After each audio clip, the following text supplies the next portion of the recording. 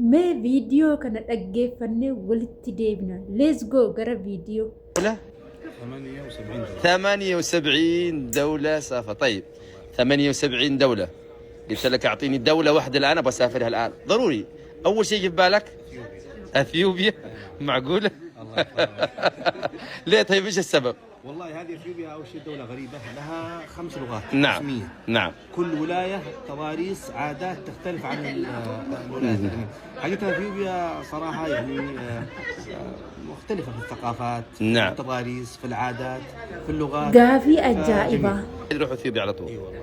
أباك أبينيا كنتئي بكما كنتئي قل سبين تكو سعود عربية الرا كان قافتو أتي هنگ أما بيوتا ميك أداوانا أبديمتي جدين جنان biyyoota 78 deemee daawwadheen jira.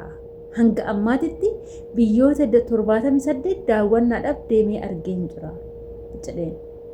Ammas kan gaafatu sun deebi'ee biyyoota 78 kana keessaa biyya kamtuu sitti tole? Anis daawwannaadhaa deemuu waanan barbaaduu fi ati biyyoota hedduu deemtee waan daawwattee jirtuu fi kanaafuu mee biyya kamtu sitti tole naaf himi jedhe. Biyya kam jedhe gaariidha isinitti fakkaatu. Wih gammachuu keessa bar nagaalleen dagadhe. Ashamaa harka fuunee kabajamtootaa fi daawwattoota hordoftoota keenya nageenyi koo kan jaalalaa fi kabajaa bakkaa fi lafa jirtan isiniif haa baay'atu. Anis obboleettiin keessan bakkaa fi lafa jirutti waaqayyoof galannaa ga'u nagaa fayyaa kootidha. Isinis akka nagaa fayyaa naaf taatan waaqayyoorraa abdii guddaan qaba.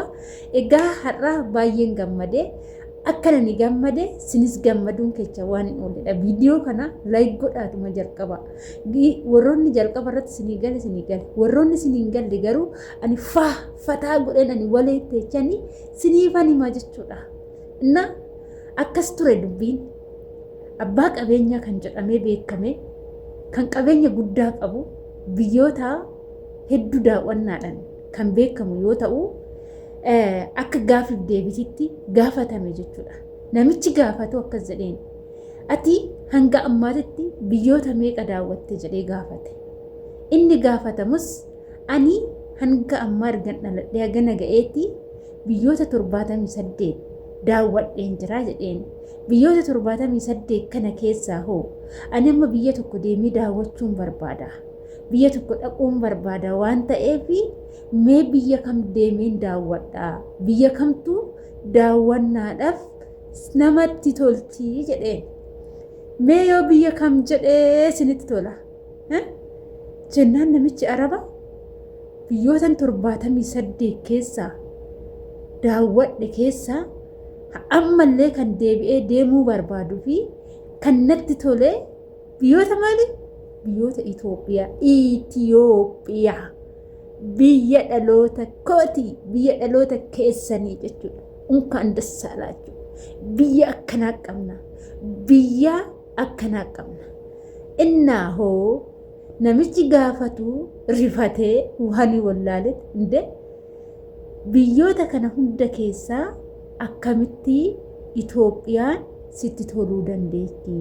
Akkan odeeffannoo dhagayetti Itoophiyaan biyyoota hundarraa iyyeettidha jedhanii jedheen. Jennaan noo jedheen noo Itoophiyaan ani sirriitti keessa deemee daawwadhee jira. Wanti ishii hundumtuu hedduu namatti tola. Biyya laggeenii, biyya galaanaa, biyya mukkeenii, biyya wanti hundi uumamaan marsee jirudha. Kana bichaa maal jetta? Bunni biyya sanii dhugamee kan hin quufamne. Nyaanni biyya sanii nyaatamee kan hin quufamne. Kana bichaa jettaayi. Aadaan isaanii hundi isaaniitu akka biyyaa fi akka gandaatitti aadaan isaanii aadaa nama ajaa'ibuudha. Uffannaan isaanii uffannaa nama ajaa'ibuudha. Dhugaa dubbachuudhaaf baay'ee natti tole. Itoophiyaa jechuun bakka wantoota haarawaa jedhametu keechaa burqaa keechaa hurkisaa. Kanaafuu biyyattis suni sirriitti odoo jabeessanii biyyattii addaati. Ani biyyoota gurguddaa jedhame hundaayyuu deemee daawwadhee jira. Biyyoota hedduullee daawwadheen jira. An akka biyya kanaa tasumaan argine. Tasumaa hin argine jedhee deebise. Dhugaa viidiyoo sani guutuu isaa dhaggeeffattanii isinuu hin gammaddu jechuudha. Har'asitti bashqaaraa taane kaddaamaa taane mataa keenya gaafa gadi qabannu biyyuma waan hin qabnu waan biyya qabnu nun seene jechuudha jarri. Waan biyyatti dhalanne qabnu nun seene jechuudha jarri. Nuti garuu biyya nama hawwatu biyya akka maleetti nama hawwatu qabna. Uffannaan isaanii kabajaan isaanii jedhe namichi naman hinde amma gizee tokko yoo laalee jedhu jechuudha. Gizee madaamonni uffatan bitan gizee keessattuu ayyaanaa jechuudha. Suuqiin kaddaamatii fi suuqiin jaraa garagara natti fakkaata. Uffanni dhufuu fi uffanni isaan bitatan garagara. Beezawwee yeroo uffata san arganii akka waan nuti dharraa uffataa qabnu uffata isaanii waan dharraa nutti fakkaata natti fakkaata jechuudha.